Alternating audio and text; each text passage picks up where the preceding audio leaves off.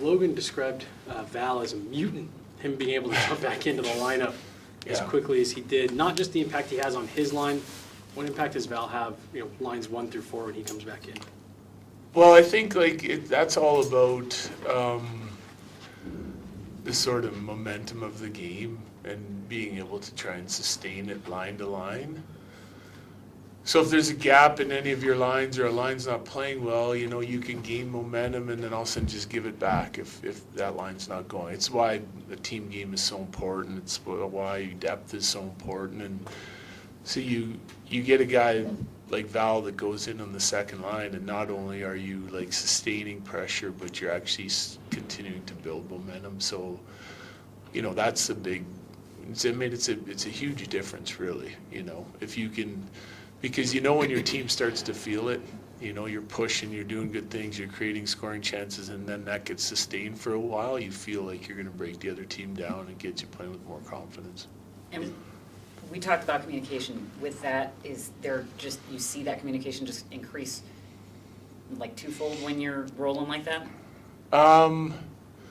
Not necessarily, but I do think that when you're feeling it, that you start to you feel good about it, and guys are more vocal, and you can kind of maintain it, sustain it for longer periods of time.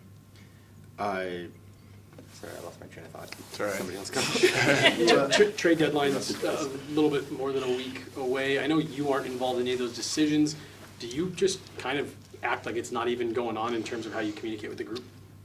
Yeah, for lots of it, yeah. Unless I'm noticing that it's weighing on our team in some way. If, for the most part, I continue to go about my business. I expect our guys to continue to go about their business, and we talk about that a lot, taking care of things that we control and only worrying about things that we control and not outside noise, and focusing on what's right in front of you. But if I notice that it's bothering someone, or there's rumors out there, or things are, swirling, then I might have a conversation with an individual or a handful of guys, or maybe even our team, depending on the situation.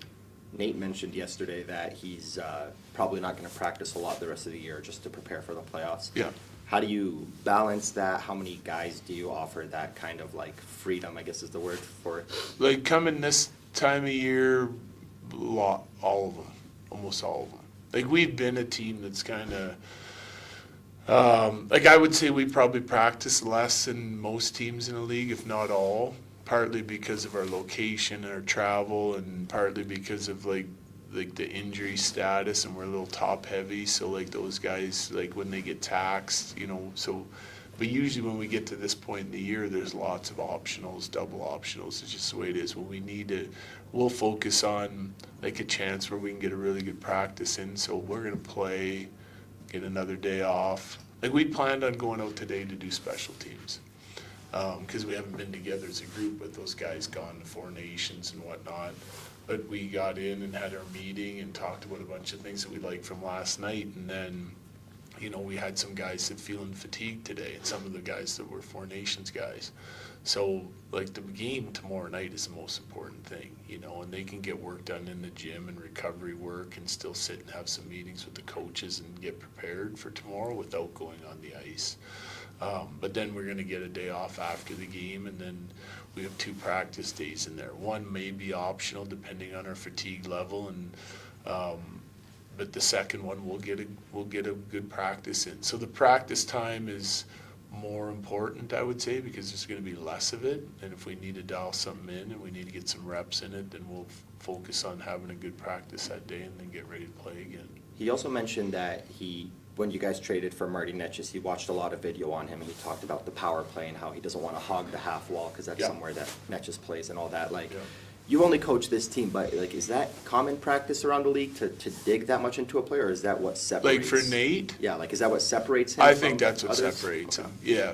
I don't think that would be common practice. It's common practice for myself and Ray in that situation as an offensive guy coming in to watch a lot of video, and if it's a defensive guy, penalty kill guy, then Prater and myself digging into him on our own, sharing our thoughts and how we can utilize the player. But I think to have Nate sort of take initiative to watch a guy that he wants to make sure, you know, they get on the same page. He wants to know Marty's thoughts, and he'll talk to him just like I would, and then they'd share ideas and try to get on the same page to be highly effective.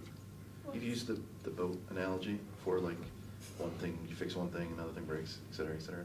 Yeah. Is this season been different than other seasons with that? Like, is it happening faster or more things breaking or just?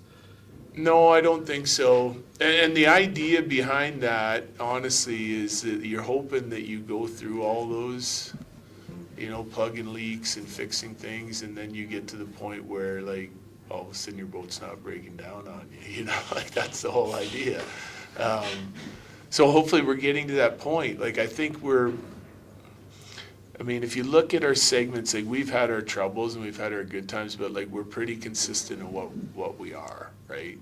There's a lot of segments here that have been 6-4. There's some 5-5s. There's a 7-2-1. You know, so, and we're trying to push that needle so that can be like a 7-2-1 team or an 8-2 team every 10-game segment, and you know, whether it takes us till game 82 to get there, that's the goal. Ross Colton talked about navigating a scoring drought here recently and said he's never dealt with anything like this in his career. And he talked a little bit about navigating different opportunity and different line mates, you know, having played up in the lineup earlier in the year, maybe he's playing with less offensive guys now by comparison. What is the best case scenario for an environment that he'll thrive in? Like, what is his path forward out of that? Difficult question. But I would say, like, number one, I think whichever line you're on, you still have an identity as a player. And so if I'm moving you on a line, I generally want you to, like, I'll explain how I see that line working and what I think that player can provide to that line. And then the same thing if you move him down with a little bit more checking. His role might change slightly, but I still want him to be able to go provide that. So I see Ross as a top 9 forward, a guy that you can move around from center to wing, and I think he has a skill set and a, you know, relentlessness, a physicality, you know, like he can be hard on guys on the forecheck and hard on pucks, but then I also think he's a shooter and a guy that needs to go to the net. So, you know, sometimes you might feel like someone slots in better to help another line create, and you can move some players around. But what I like about Ross is he doesn't complain about any of it.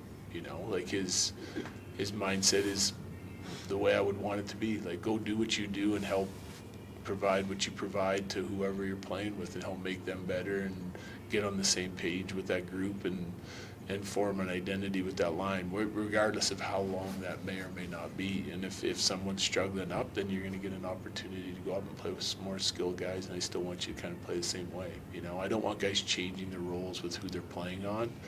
So it is more difficult as a player, I think, when you get moved around a lot, which is why I like to kind of keep our lines. Like, I slot our lines the way I see them, you know, the way I think should be the most productive and give us the most depth throughout the line, but I'm certainly not locked in on it.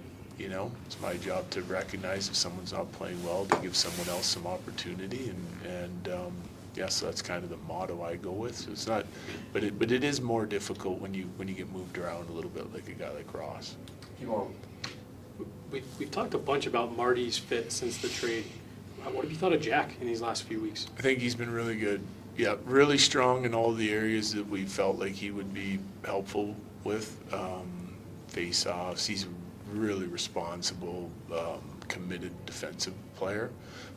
And I still think that we can drive more out of him offensively, and I think it's coming. Like, I'm seeing some confidence in his game, and hopefully, like, the tweaks we made to the lines, like I liked all 4 of our lines last night. We'll go with a similar lineup tomorrow. And I like to see his line build a little chemistry, and Ross is a big part of that. You mentioned that the guys that were in Four Nations, you were going to talk to them as far as what their experience was. Did they give you any kind of interesting feedback? Yeah, we had a good talk. We talked about all kinds of things, like how they ran their meetings, you know, what they talked about, timing of their meetings, some of the tactical stuff, you know.